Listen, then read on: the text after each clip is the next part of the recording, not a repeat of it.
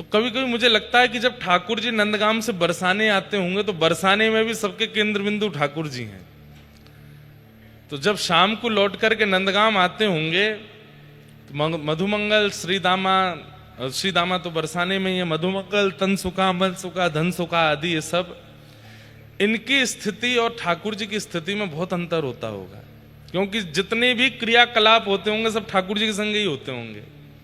ग्वाल बालों को तो छिड़का पड़ते होंगे, क्योंकि सब गोपियां जो भी योजना बनाती हैं करती तो वो ठाकुर जी के संग ही हैं। तो शाम को जब ठाकुर जी लौट के आते होंगे तो कैसा स्वरूप होता होगा ठाकुर जी का। कहां की पाग, कहां की मोर छल, कहां मोर मुकुट, सब एक कह जाते होंगे। और कई बार तो पीताम्बरी, पाग, मोर पिछ, वंशी सब किशोरी जी धल लेती हैं। लहंगा फरिया में भेजें ठाकुर जी को, जाओ ऐसे ही जाओ। तो ये होरी के दिन हैं। ठाकुर जी यहां सब अधिकार दे देते हैं, सारे अधिकार प्रदान कर देते हैं। जैसे तुम चाहो, जो तुम चाहो वो अर्पित कर दो, वो सब स्वीकार करते हैं ठाकुर जी। इसलिए होरी के दिन बड़े महत्वपूर्ण हैं। हमारे श्रीमद् भागवत जी में होली के व्रज का इतना वर्णन नहीं है, वर्णन है ही नहीं। बस रास पंचाध्याय में थोड़ा सा वर्णन आता है कि वो मैंने पहले दिन कहा था कि जब चंद्रमा उदित होते हैं तो जो लाल रेशमी एक रेशे जैसे आकाश में आते हैं, उनको देख के किशोरी जी के मन में आता है कि जैसे प्रियतम के आने पर ये आकाश, प्रियतम रूपी चंद्रमा आने पर ये आकाश रंग रंगित हो गया, ऐसी श्याम सुंदर आकर के भी मुझे रंग रंगित करें। बाकी इसके अलावा ब्रज में कोई विस्तृत होली का स्वरूप नहीं है। तो फिर होली का स्वरूप आता है कहां? द्वारिका लीला में। जब ठाकुर जी द्वारिका पहुंचे, अब देखिए द्वारिका लीला में होली का वर्णन है, पर होली सबसे ज्यादा मनाई कहां जाती है? ब्रज में। कारण क्या है? कई व्रज के भाव ऐसे हैं बंधुओं जिनको गोपनीय रखा गया। गोपनीय मतलब ठीक है प्रकट किया गया उनको, पर प्रत्यक्ष उसका प्रादुर्भाव नहीं किया गया। क्यों नहीं किया गया? किसी वस्तु को प्रकट ना करने के दो कारण होते हैं। सब लोग इधर देखिए, सावधानी से सुनो। किसी भाव को, वस्तु को प्रकट ना करने के दो कारण होते हैं। पहला कारण, सामने वाले कहीं अधिकारी अनधिकारी है कि नहीं, इस बात का विचार करके प्रकट नहीं किया जाता।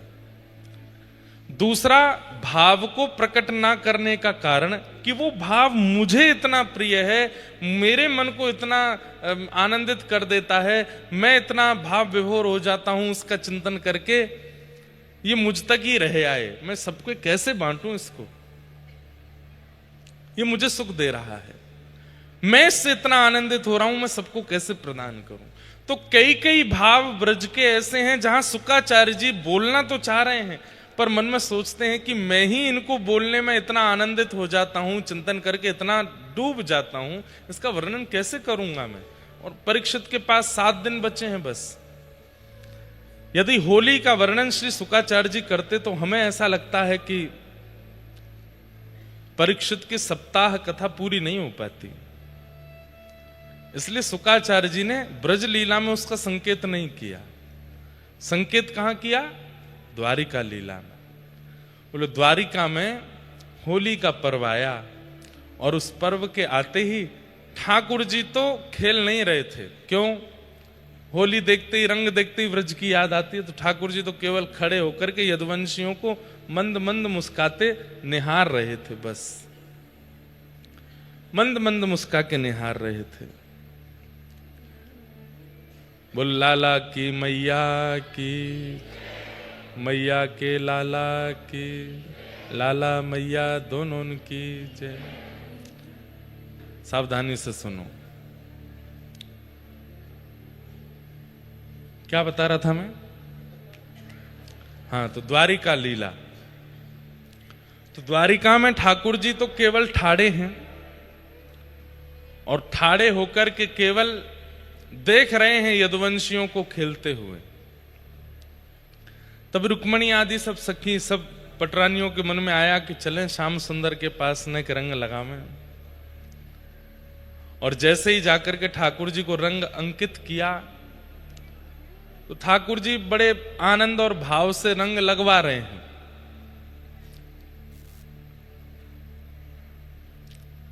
बस भैया छोड़ दो, हो जाएगा बाद में व्यवस्थित। बड़े आनंद से रंग लगवा रहे हैं, लेकिन थोड़ी देर में रुक्मणी आदि केवल रंग नहीं लगा रही हैं, थोड़ी देर में नेक नेक ठाकुर जी को छेड़न लगी, पीतांबरी खींचन लगी, कोई ठाकुर जी के केश में रंग डालन लगी। इतने में ही तो सत्यभामा जी ने जाकर के पिचकारी भर ली और दूर से पिचकारी मारी ठाकुर जी को। ठाकुर जी थोड़ी देर तक तो सहन करते रहे, देखते रहे। थोड़ी देर बाद बोले देख लो, मान जाओ, मैं अपनी पे आ गया तो फिर नहीं संभाल पाओगे। बोले हम चाह रहे हैं आप अपनी पे आ जाओ। भागवत जी में इस लीला का वर्णन है। तो ठाकुर जी बोले मैं अपनी पे आ जाऊंगा। तो रुक्मणी जी बोली आप आ जाओ अपनी पे, हम इसीलिए तो कर रही हैं ये लीला। कभी यहां से पिचकारी। अब बाहर के लोग जैसे होली खेलते हैं, व्रज में वो होली का स्वरूप नहीं है। बहुत बहुत अच्छी होली होती है व्रज की। ये 2 तारीख से जो आपको व्रजमंडल में अनुभव होगा रोडों पर, ये व्रज के लोग नहीं हैं, ये बाहर के लोग हैं। ये उपद्रव करेंगे, किसी पर भी रंग डालेंगे, किसी पर भी पानी डाल देंगे। ये व्रज की होली नहीं है। कई बार मैंने कई वीडियोस देखे, रील्स देखी, और उसमें नीचे लिख देते हैं कि भाई बरसाने में, वृंदावन में ब्रज की ये होली का रूप आपने नहीं देखा। वहां पर चलते फिरते लोगों पर रंग डालना, उनके ऊपर विशेषकर माताएं बहनों को परेशान करना, रंग डाल करके, पानी डाल के, ये व्रज के लोग नहीं हैं। ये करने वाले लोग, ये सब मन चले लोग हैं। ये व्रज की होली का स्वरूप नहीं है। व्रज की होली बड़ी पवित्र होती है, बड़ी पावन होती है। अच्छा, कई लोग कहते हैं, आज ये जब से ये वीडियोस वगैरह बनने लगी ना, तो बहुत कुछ अनर्थ जैसा हो रहा है। अब ब्रज में गाली का प्रचलन है, गारी गाते ही हैं। अब वहां पर गारी गवती है बरसाने नंदगाम में, अब लोग उसकी वीडियो बना बना के डालते हैं, और फिर नीचे देखो लोगों के कमेंट बरसते हैं कि देखो भगवान के नाम पर लूट रहे हैं लोगों को, खुद गाली गा रहे हैं। अरे वो गारी नियम है, गवती है। ठाकुर जी के सामने गाते हैं बैठ के गारी, ठाकुर जी को गारी देते हैं। उसका रूप स्वरूप कुछ और है, पर ये जैसे जैसे दिन बढ़ते जा रहे हैं तैसे तैसे लोग उसका गलत अर्थ निकाल करके धर्म को ह्रास, धाम को ह्रास, धाम के उत्सवों को ह्रास करते जा रहे हैं। हमें बहुत कष्ट होता है। मुझे लगता है 10-15 साल में बहुत भयावह रूप ना आ जाए कि इतनी होली का भी स्वरूप कहीं लुप्त ना हो जाए। इसलिए हमारी प्रार्थना है, आप रस लेने आते हैं, आनंद लेने आते हैं, आनंद लीजिए, रस लीजिए, व्रज की होली का सुख लीजिए। पर अनधिकारी लोग बैठे हैं दुनिया में, उसको प्रचलित करके व्यूज और कमेंट्स कमाने के लिए वीडियोस मत बना के डाला कीजिए। थोड़ी बात मानिए हमारी, कुछ चीजें गुप्त रहने दीजिए। वो इतने प्रकाश की नहीं, मानने वाला कोई नहीं है, लेकिन फिर भी हम बता रहे हैं। कथा में आके वीडियो बना लिया करो। यहां पे जो होली के स्वरूप होते हैं वो सार्वजनिक रूप के होते हैं, उनकी कर लिया करो। परंतु कुछ अंतरंग, अब बरसाने नंदगाम के लोग आपको निमंत्रित तो करते नहीं है कि आप आओ, वो तो उनकी तो हजारों सालों से परंपरा है, वो वैसे ही करते हैं। अब आप जाकर के वहां पर उस रूप को जब प्रदर्शित कर देते हैं तो फिर उसका फिर गलत मैसेज जाता है सब जगह। हमारी भावना, हमारी प्रार्थना है, थोड़ा उसको गुप्त रहने दो। वो लोग सामान्य मानवों की तरह नहीं जाते हैं। नंदगाम के लोग जब आते हैं तो यही सोच के आते हैं ध्वजा जी के रूप में श्री कृष्ण है, आगे ध्वजा चलती है, ये कन्हैया है, पीछे सबरे सखा हैं। और बरसाने की जितनी भी नारियां हैं वो सब सखियां हैं, ललिता विशाखा आदि सखियां हैं। ठाकुर जी को छेड़ना उनका काम है। उसी भाव से होली होती है। हम देखते हैं मानव दृष्टि से, एक मानव दूसरे मानव को गाली दे रहा है, ओहो कितना अनर्थ हो रहा है, यहां तो वीडियो बना के डाल देते हैं। नहीं करना है ऐसा। और जो बाहर रोडों पर जो क्रम चलता है, हमारी प्रार्थना, आज एकादशी है, रंग बनी एकादशी।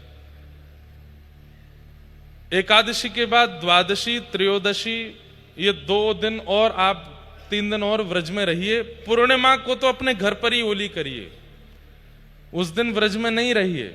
व्रज की होली एक प्रकार से आज कल परसों में विश्राम है। हाँ, दाऊ जी में होली हुरंगा होगा बाद में, पर पूर्णिमा को तो होली आपको अपने घर ही करनी चाहिए। पर उस दिन इतनी भीड़ वृंदावन में हो जाती है कि हम लोग तो घर से ही नहीं निकल पाते और सब लोग रोडों पर होली खेलते हैं। होली के दिन ये हैं, और वृंदावन में आपको रंग लाने की आवश्यकता नहीं है, ठाकुर जी रंग डालते हैं, आप मत लाइए। आप पिचकारी मत चलाओ, ठाकुर जी को चलाने दो। अगर यहां भी रंग डालना है, पिचकारी चलानी, तो आप अपने घर पे ही करो। यहां तो ठाकुर जी खेलते हैं होली, ठाकुर जी आनंद करते हैं, ठाकुर जी सुख लेते हैं। तो रुक्मणी आदि सब सखियां ठाकुर जी को घेर करके रंग लगा रही हैं, पिचकारी ठाकुर जी थोड़ी देर तो सहन करते रहे, बोले देख लो मैं अपनी पे आ जाऊंगा। तो रुक्मणी बोली हम तो चाह रहे हैं आप अपनी पे आओ। और जैसे ही ठाकुर जी अपनी पर आए हैं, फेंटा बांधो। अब ठाकुर जी को मधुमंगल श्रीदामा तनसुका मनसुका तो दिखे नहीं द्वारिका में, अकेले हैं श्याम सुंदर। हाँ, एक बलभद्र जी हैं जो व्रज से हैं। ठाकुर जी ने दाऊ दादा से की, दाऊ दादा आ जाओ, दारिकिन ने बता में अभी ये द्वारिका वारे अभी जाने ना है हम ब्रज। होरी को जन्म जहां भयो, होरी के त्योहार देखो, होली का प्रादुर्भाव तो प्रहलाद जी के चरित्र में हुआ, पर ये होली रंग का त्योहार और होली खेलने का जो भाव है, ये तो व्रज का स्वरूप, व्रज से प्रकट है। महाराज वर्णन करते हैं श्री सुखदेव जी भागवत में, ऐसी होली खेली कि चंद मिनटों में तो द्वारिका के लोग सब अपने अपने घरों में घुस गए। अकेले ठाकुर जी और दाऊ दादा हाथ में पिचकारी लेकर डोल रहे हैं, निकलो बाहर, बता मैं तुम्हें कहां ते दौड़ के आमे, कैसो रंग मारे, कहां ते कोई में पिचकारी, और पिचकारी लोग तन पे मार रहे हैं, ठाकुर जी तो सीधी आंख में मारे।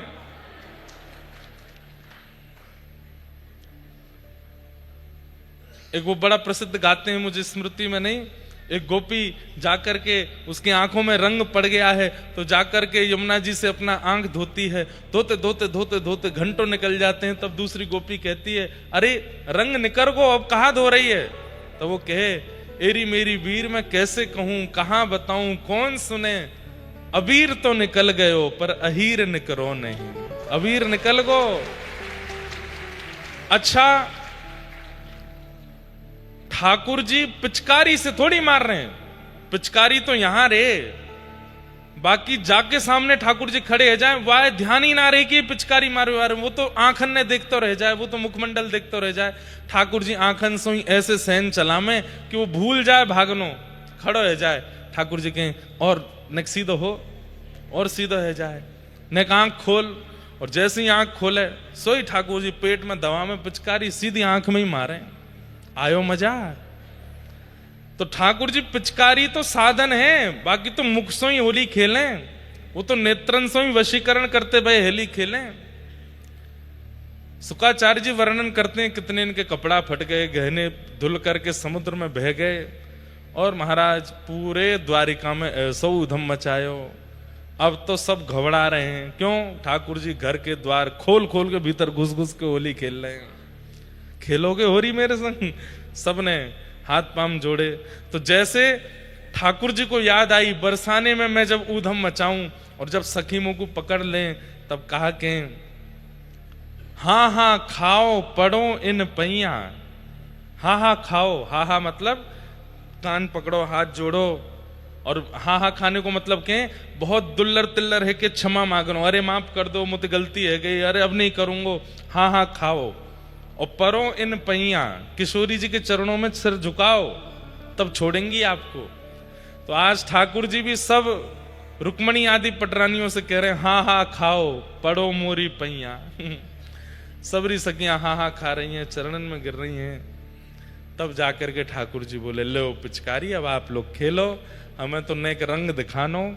तो ऐसे ठाकुर जी ने द्वारिका लीला में श्रीमद् भागवत में वर्णित होली का रंग लिया, होली खेली है। ऐसी ये पावन होली ठाकुर जी खेल रहे हैं। बस कोई अधिकारी बने। अच्छा देखो, सबसे ज्यादा पिचकारी और रंग मारवे पे कौन पे आनंद आवे बताओ? ध्यान से सोच के बताना। सबसे ज्यादा रंग और पिचकारी किस पर डालने में सुख मिलता है? हैं? ना, ये तो घर की बात है। बचनो चाहते हो वापस, बचने सब चाहते हैं। देखो, विचार करने वाली बात है, बहुत सोचने वाली बात है। हैं? क्या कह रहे हो? क्या कह रहे हो? हृदय के सबसे करीब हो, वाप रंग डारवे में आनंद आवे। चल झूठो, सुन भैया, बात है, सुन जा। जो कोरो डोल रहो हो जो कोरो डोल रहो है, एक रंग नहीं लगो है बाकू। वैसे एक प्रकार से कहूं तो मैं, हैं, ऊपर से नीचे तक सफेद है भैया। जब ऐसो निकर के आवे कलफ बारे कुर्ता, एक सरवट नहीं है महाराज। बाल बाल बिल्कुल कड़े हुए हैं, आंख मांख बिल्कुल सदी है, नाक बिल्कुल ठीक है, मेकअप टचअप बिल्कुल बढ़िया करके डोल लो है। और महाराज बिल्कुल अदब से ये चाल ने को लड़खड़ा नहीं रहे हो है। वही पर रंग डारवे में आनंद आवे। आ जा दारी के तो बता, मैं समझ में आई बात? ठाकुर जी कौन पर रंग डारे हैं? जाके जीवन में कोई दाग ना हो, काम को दाग, क्रोध को दाग, लोभ को दाग। जो कोरो है, ऊपर से नीचे तक बिल्कुल कोरो है, भक्ति भाव रस से इतनो भोंदू बन चुको है, इतनो सीधा है गयो है, इतनो सरल है, इतनो सहज है कि वाकई जीवन में कोई दोष है ही ना, कोई दाग है ही ना। निर्दाग जो है, और निर्दाग है करके जब निकले, गुरु कृपा से बताए गए नियमन को पालन करे। नियम से रहवे वारो मतलब अदब से चले। सुबह उठ करके तिलक स्वरूप लगावे, माला जप करे, एकादशी व्रत करे, अनुष्ठान करे, नियम से रहवे, समय से सोवे, समय से उठे, ठाकुर जी की सेवा पूजा करे, ना कोई से दोस्ती, ना कोई से बैर, राम राम जपे, बिल्कुल प्रेम से रहवे। ठाकुर जी कहें बड़ो निर्दाग डोल लो, यही पर डारो रंग, यही तो खेलूंगा मैं हो रही। समझ में आई बात? जो क्रोध में है, लोभ में है, संसार के प्रपंचों में है, विषय विषादों में है, ठाकुर जी के पहले तो ही रंग रंगे तया का रंगू में। लेकिन जो कोरो है, वह ठाकुर जी ढूंढे। मीराबाई कोरी हैं, मीराबाई कोरी हैं, इसलिए ठाकुर जी ढूंढ रहे हैं। मीराबाई का एक पद है होली का, फागुन के दिन 4 होरी खेल मना रे, फागुन के दिन 4 होरी खेल मना। सब लोग गाओ, बहुत अच्छा पद है। फागुन के दिन 4 होली खेल मना रे, फागुन के दिन 4। देखो, मैं रोज रोज नहीं समझाऊंगा आपको, मैं रोज कहूं, इतना बढ़िया कंठ है, स्वर है, जीव है, माहौल है, संगति बैठी है, भागवत जी सामने, होली के दिन है, वृंदावन में बैठे हो आप। अरे उन लोगों से पूछो जो दिल्ली से निकल रहे हैं, लेकिन उनके रिश्तेदार कह रहे हैं मत जाओ वृंदावन, बहुत भीड़ होगी, गाड़ी भीतर ना जान देंगे, रूम नहीं मिलेंगे, कमरा नहीं मिलेंगे, और कोने में बैठे बैठे रो रहे होंगे कैसे जाएं, कोई जान नहीं दे रहा है। उनकी चिंता ना करके अपने भाग्य की सराहना करो। वृंदावन में बैठे हो, होली के दिनों पे बैठे हो। आज रंग भीनी एकादशी है, आज श्री प्रिया प्रियतम रंग खेलते खेलते खेलते खेलते इतने उमंग में भर जाएं कि पता नहीं चल रही है कौन श्याम सुंदर है, कौन किशोरी जी हैं। ठाकुर जी गोरे गोरे है गए, प्रिया जी कारी कारी है गई हैं। ऐसो आज को ये एकादशी को दिन है, यहां बैठे हो, शांत मत रहिए, अपने चित्त को, अभी भी 2 दिन 4 दिन हैं होली के, निर्दाग कर लो अपने आप को। ऐसे कोरे बन जाओ कि पड़ जाए रंग ठाकुर जी को। मीराबाई गा रहे हैं, फागुन के दिन 4 होली खेल मना रे, फागुन के दिन 4 होली खेल मना रे, बिन करताल पखावज बाजे, बिन करताल पखावज कैसे? बाजे, अनहद की झंकार,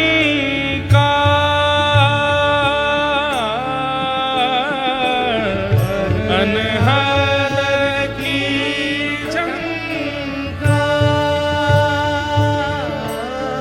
हे बिन सुर राग 36 गावे, बिन सुर ताल 36 गावे। होली कैसी है? बिन करताल पखावज बाजे, बिना हाथों की पखावज बज रही है। कैसे? अनहद की झंकार, हृदय रूपी अनहद झंकृत है, वासे बज रही है। होली में कोई साज की जरूरत नहीं होती।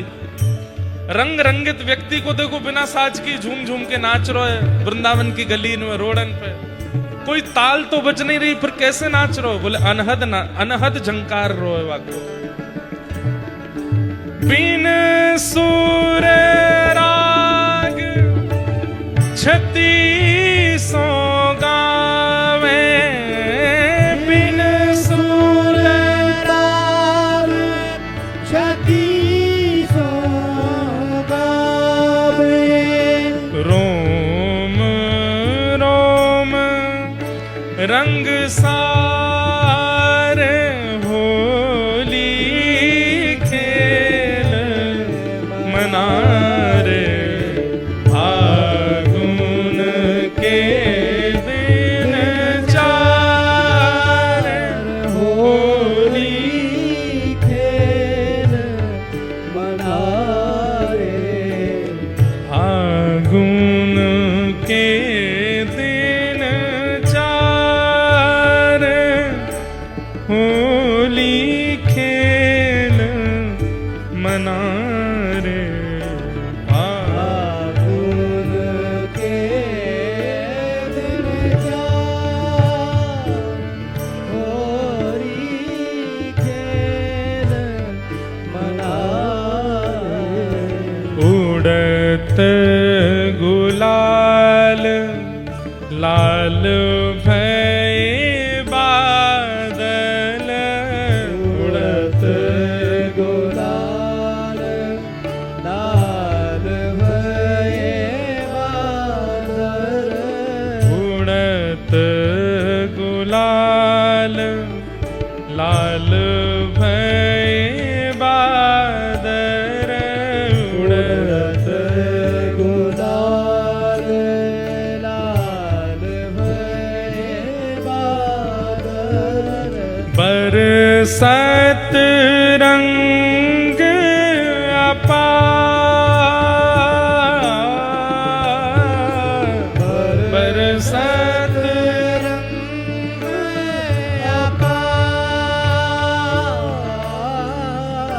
हे मीरा के प्रभु गिरधर नागर, मीरा के प्रभु गिरधर नागर, चरण कमल बलिहार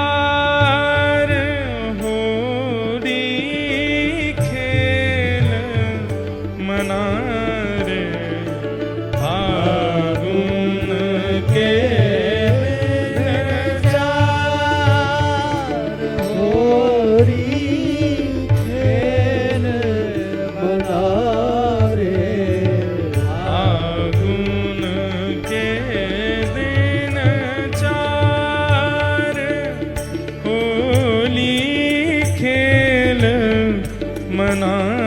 रे फागुन के दिल चार होरी के और मना एक पंक्ति बहुत सुंदर कहती है मीराबाई,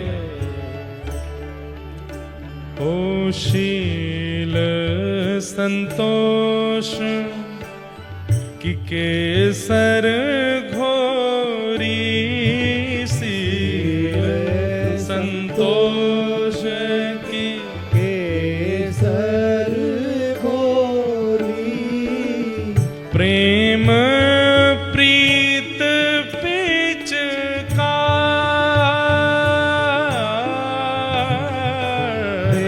प्रेम प्रीत पिचकार। क्या कह रही हैं? समझने वाली बात है। शीलता और संतोष जो मिल रहा है सब में राजी हैं। शीलता मतलब अक्रोध, क्रोध नहीं है जीवन में। शील और संतोष की केसर घोरी, और पिचकारी क्या है? बोले प्रेम प्रीत पिचकार। आहा, शील संतोष की केसर घोरी, शील संतोष की केसर घोरी प्रेम प्रीत पिचकार,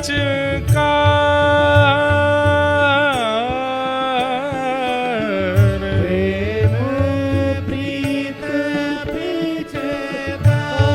और ये पंक्ति सब गाओ, भाई सा कह रहे हैं। घूंघट के पट खोल दिए हैं, घाट के बाट खोल दिए हाँ, घूंघट के पट खोल दिए हैं, घाट के बाट खोल दिए लोक लाज सब गार, होली खेल मना रे फागुन के दिन चार, होली खेल मना रे फागुन के दिन चार, होली खेल मना रे फागुन के दिन, फागुन के दिन, फागुन के दिन चार।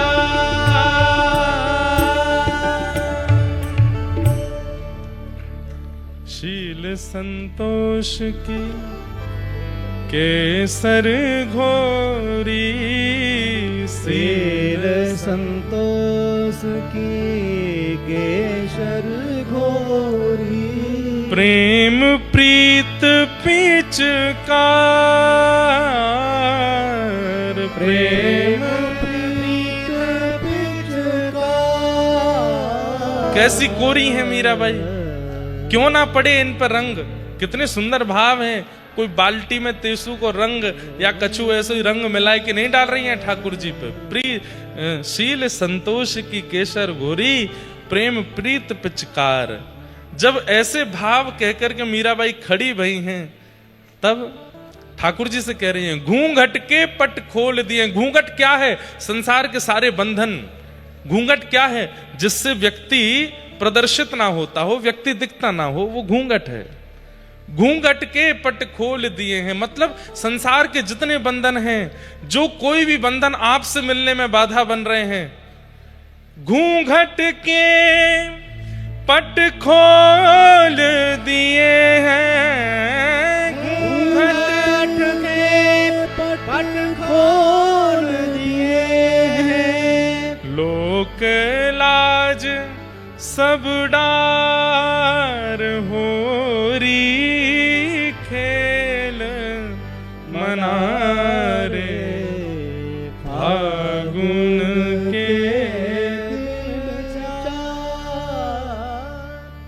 मीरा के प्रभु गिरधर नागर मीरा के प्रभु गिरधर नागर चरण कमल बलिहार होरी खेल मनारे फागुन के दिन।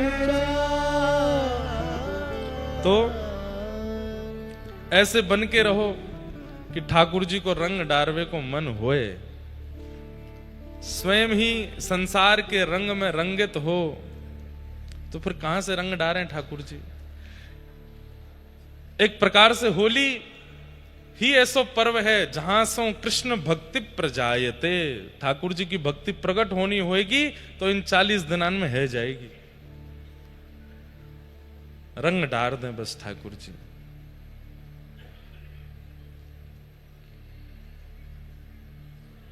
खूब सुंदर भाव हैं होली के, एक से एक भाव हैं, सबको प्रणाम करते हैं।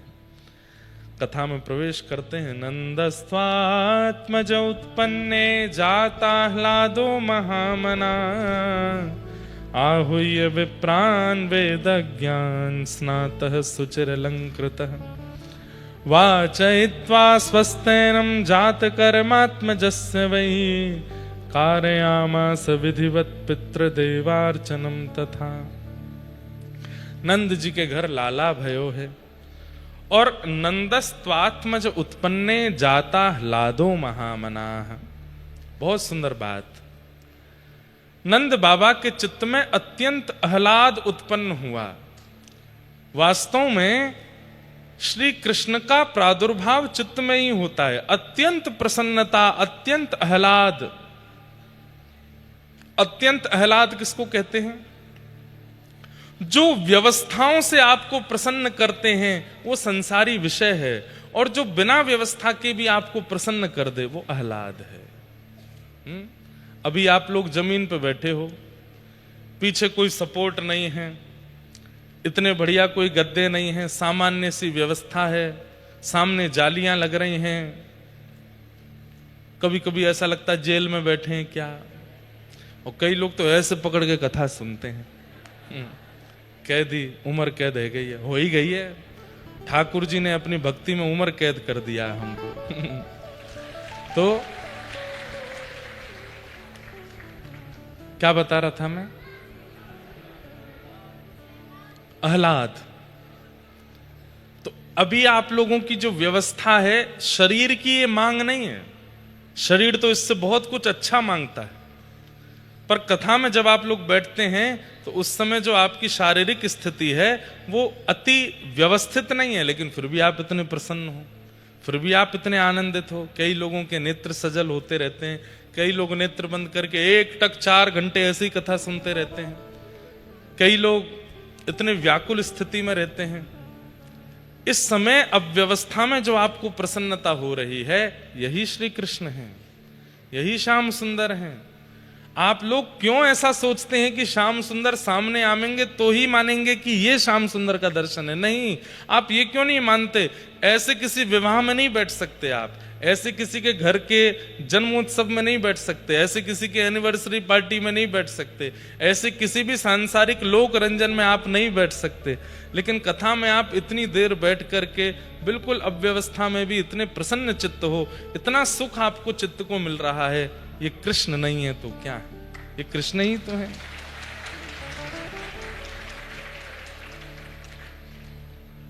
कितने लोग अपना व्यापार छोड़ के, और एक बात बोलूं, गुप्त बात, बोर्ड वाले बच्चे तो नहीं आ पाए, कई ऐसे बच्चे हैं वो बोले री एग्जाम दे लेंगे लेकिन हम तो वृंदावन जाएंगे, कथा सुन के आवेंगे, दोबारा बैक आ जाएगी, री एग्जाम दे देंगे लेकिन कथा में तो जानो है।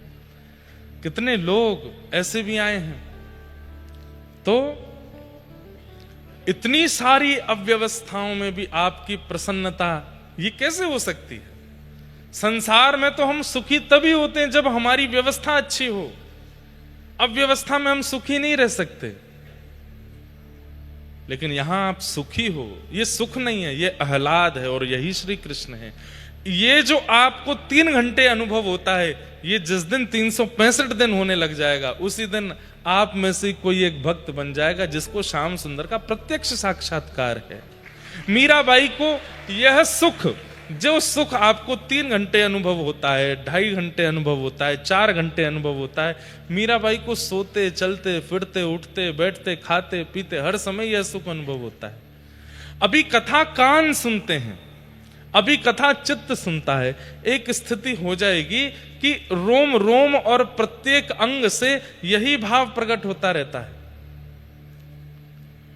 हम तो 365 दिन कथा करते हैं, लेकिन हां, संसार पकड़ता है कई बार, लेकिन हर परिस्थिति में कुछ ना कुछ भगवत अनुभूति होती रहती है। लाइट चली जाए तो समझो ठाकुर जी आ गए, कछु चीज ऊपर गिर जाए तो समझो ठाकुर जी पीट रहे हैं, डांट रहे हैं, तेने कुछ अपराध किए होगो। चलते चलते गिर गए, पाम में मोच आ गई तो ठाकुर जी कह रहे हैं नेक देर आराम कर ले, बहुत डोले यहाँ आराम कर। अनुकूल मिल जाए तो कृपा, प्रतिकूल मिल जाए तो कृपा। तुकाराम जी महाराज की पत्नी उनको बहुत डांटती फटकारती थी। छत्रपति शिवाजी महाराज श्री तुकाराम जी महाराज से दीक्षा लेने के लिए गए, तो श्री तुकाराम जी महाराज से छत्रपति शिवाजी ने पूछा कि आपकी इतनी बड़ी आध्यात्मिक स्थिति का कारण क्या है? तो उन्होंने 3 नाम लिए, 2 नाम तो गुप्त थे, उनकी कृपा, इनकी कृपा, और तीसरा नाम अपनी पत्नी का लिया। तो शिवाजी महाराज बोले, पत्नी तो आपकी बड़ी प्रतिकूल है महाराज, ये तीसरा नाम मुझे पचा नहीं। वो तो दिन भर आप पे चिल्लाती रहती है, आप पे हाथ तक उठा देती है, आपको इतना खरा खोटा कहती है। बोले इसीलिए तो इतना चिल्लाती मारती पीटती खरा खोटा बोलती है, तभी तो मेरा गृहस्थ में मन नहीं लगता, उतना मन भी मेरा ठाकुर जी में ही लगता है। इसीलिए तो उसकी कृपा है, वो नहीं डांटती फटकारती तो उसमें मन लगा रहता। अच्छा है, विपरीत है तो उसके हिस्से का भी प्रेम में ठाकुर जी से ही करता हूं। तो फिर तो शिवाजी महाराज बोले, आप तो संध्या होते ही घर जाते हो, पत्नी के साथ गृहस्थाश्रम का निर्वहन। बोले वो मेरा शरीर करता है, मैं मन से नहीं करता। मन से तो मैं विट्ठल को बिक चुका हूं, और उसमें बहुत बड़ी कृपा मेरी पत्नी की है। वो अगर अनुकूल होती, जैसी मैं चाहता वैसी होती, तो वो जो कुछ प्रतिशत है वो भी वो ले जाती। अच्छा है वो प्रतिकूल है, उतना भी मैं ठाकुर जी को दे देता हूं। ऐसा हम बन जाएं कि हमारे जीवन में आने वाली प्रत्येक प्रतिकूलता, उसमें भी हम ठाकुर जी की अनुभूति करने लग जाएं। अनुकूलता हो, प्रतिकूलता हो, सांझ हो, सवेरा हो, अच्छा हो, बुरा हो, भला हो, हर स्थिति भगवत इच्छा जैसी लगने लग जाए, समझ जाइए कि बस अब आप भक्ति पथ के एक पड़ाव को पार कर चुके हैं। 365 दिन एक ही स्थिति रहे, बस। आह्लाद श्री कृष्ण है। नंद बाबा के चित्त में आह्लाद हुआ है। नंदस्त्वात्मजोत्पन्ने जाताह्लादो महामना आहूय विप्रान् वेद ज्ञान स्नातः सुचिरलंकृत। अत्यंत आह्लाद में आ गए, ब्राह्मणों को बुलाया, ब्राह्मणों ने आकर के स्वस्ति वाचन किया, ठाकुर जी का तिलक करके पूरे व्रजमंडल में बधाई गब रही है, सब उत्सव मना रहे हैं। रमा क्रीडन मभून नृप। हमारे पूज्य नाना जी एक भाव सुनाते थे, नंद बाबा ने इतने रत्न लुटाए, इतने रत्न लुटाए, इतने रत्न लुटाए कि पहले तो कुछ दिन ब्रजवासी लूटने लगे, लूटते लूटते फिर ये हुआ कि अब जेबों में जगह नहीं बची तो घरों में जाके रखने लगे। कहते हैं स्थिति हो गई घरों में भी जगह नहीं बची, तो अब क्या करें, जो लूटा हुआ था उसको दूसरों पर लुटाने लगे। मतलब एक की जगह अनेक नंद बाबा हो गए। हर अटारी पर एक नंद बाबा जैसा एक ब्रजवासी खड़ा है, और वहां नंद बाबा नंद भवन पर लुटा रहे हैं, थोड़ी दूर पर एक अटारी पर एक दूसरा ब्रजवासी भी नंद बाबा बन के वो भी लुटा रहा है। क्यों? इतना लूट चुका है कि इतना हो गया कि वो भी लुटा रहा है। तो हमारे पूज्य नाना जी कहते, उनके व्रज के साहित्य, व्रज के भाव इतने सुंदर होते थे। इस समय अगर हमारे पूज्य नाना जी होते तो वो नंदगांव बरसाने में ही होते।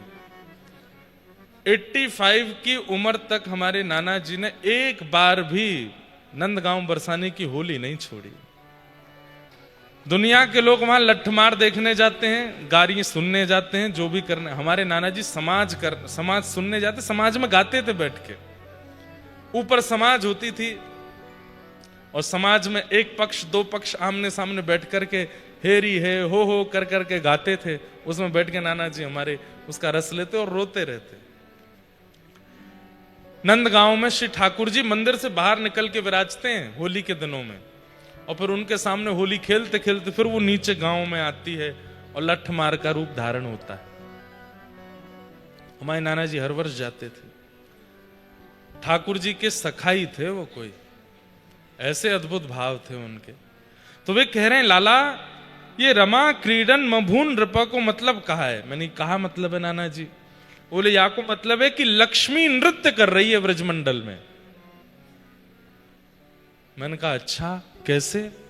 अब या के पीछे भाव का है? तो हमारे नाना जी कहते, बोले लाला देख, अवतार जब ठाकुर जी लेवे ना तो अपनी दूसरी पत्नी को सुख देवे जामे। दूसरी पत्नी कौन है? भूदेवी, श्रीदेवी और भूदेवी। श्री है लक्ष्मी और भूदेवी पृथ्वी। तो ठाकुर जी सदा श्रीदेवी के पास रहे में, लेकिन जब अवतार लेके आमे तो भूदेवी पर कृपा करवे जामे।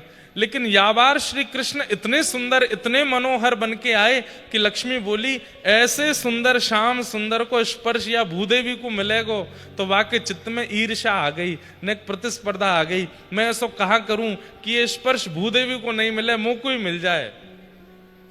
तो लक्ष्मी साक्षात नंद बाबा के तहखाने में आके बैठ गई, और जैसे ही नंद बाबा ने लुटानो शुरू कियो, अब नंद बाबा तो ने की सोच के जाते कि इतना ही लुटाऊंगो, लेकिन लौट के आके देखते तो तिजोरी भरी पड़ी है, तो सोचते ने और लुटाए दूं। लो फिर लौट गया तो फिर भरी पड़ी है, तो इतनो लुटायो इतनो लुटायो इतनो लुटायो इतनो लुटायो कि ब्रजवासी लूटते लूटते हार गए। ब्रजवासी इनके घर भर गए, ब्रजवासियों लुटाने लगे।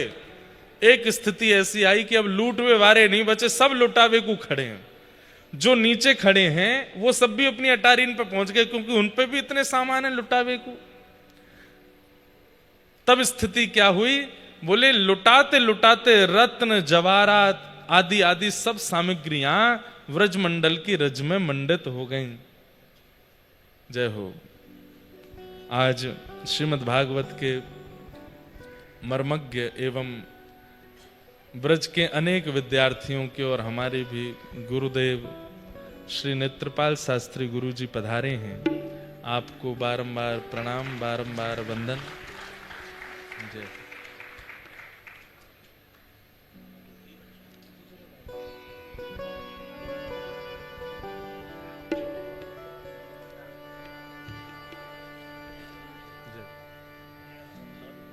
जय हो, जय हो।